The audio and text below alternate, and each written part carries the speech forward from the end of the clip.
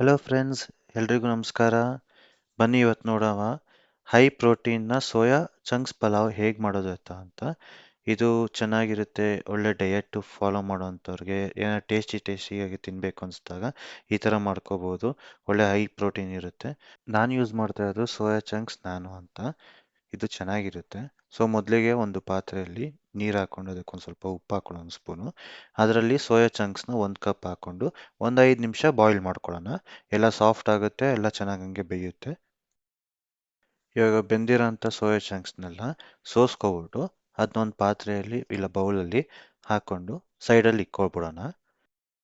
ಇವಾಗ ಒಂದು ಬಾಣಲಿಯಲ್ಲಿ 2 ಸ್ಪೂನಷ್ಟು ತುಪ್ಪ ಹಾಕ್ಕೊಂಡು ಅದಕ್ಕೆ ಜೀರಿಗೆ 1 ಸ್ಪೂನಷ್ಟು, ಚಕ್ಕೆ ಲವಂಗ ಏಲಕ್ಕಿ ಮತ್ತು ಪಲಾವ್ ಎಲೆ ಹಾಕ್ಕೊಂಡು ಮಿಕ್ಸ್ ಮಾಡ್ಕೊಳ್ಳೋಣ. ಒಂದು ಸ್ವಲ್ಪ ಫ್ರೈ ಮಾಡ್ಕೊಳ್ಳೋಣ.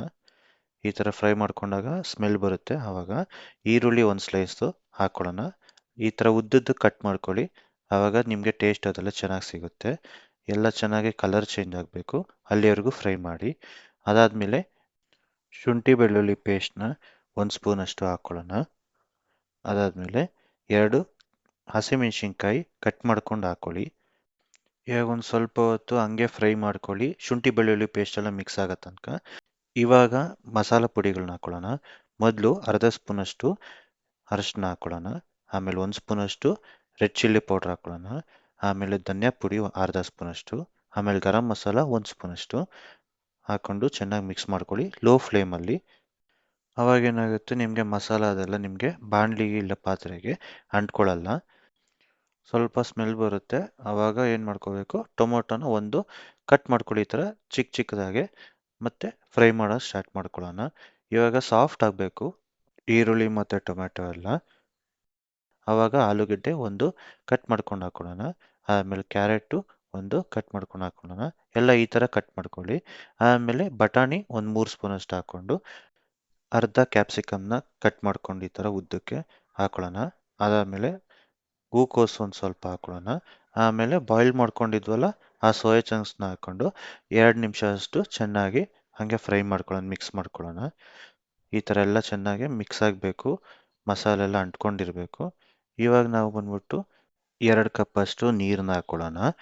ಈ ನೀರನ್ನು ಹಾಕ್ಕೊಂಡಾದ್ಮೇಲೆ 1 ಸ್ಪೂನಷ್ಟು ಉಪ್ಪನ್ನ ಹಾಕ್ಕೊಳ್ಳೋಣ. ಇವಾಗ ಹಂಗೆ ಒಂದು ಸ್ವಲ್ಪ ಲೈಟಾಗಿ ಮಿಕ್ಸ್ ಮಾಡ್ಕೊಬಿಟ್ಟು ಚೆನ್ನಾಗಿ ಕುದಿಯೋಕ್ಕೆ ಒಂದು ಸ್ವಲ್ಪ ಬಿಡೋಣ. ಇವಾಗೆಲ್ಲ ಬಾಯ್ಲ್ ಎಲ್ಲ ಆದಮೇಲೆ ಒಂದು ಸ್ವಲ್ಪ ನಾವು 1 ಕಪ್ಪಷ್ಟು ನೆನೆಸ್ಕೊಂಡಿರೋಂಥ ಬಾಸುಮತಿ ರೈಸ್ನ ಹಾಕ್ಕೊಬಿಡೋಣ ಇದಕ್ಕೆ.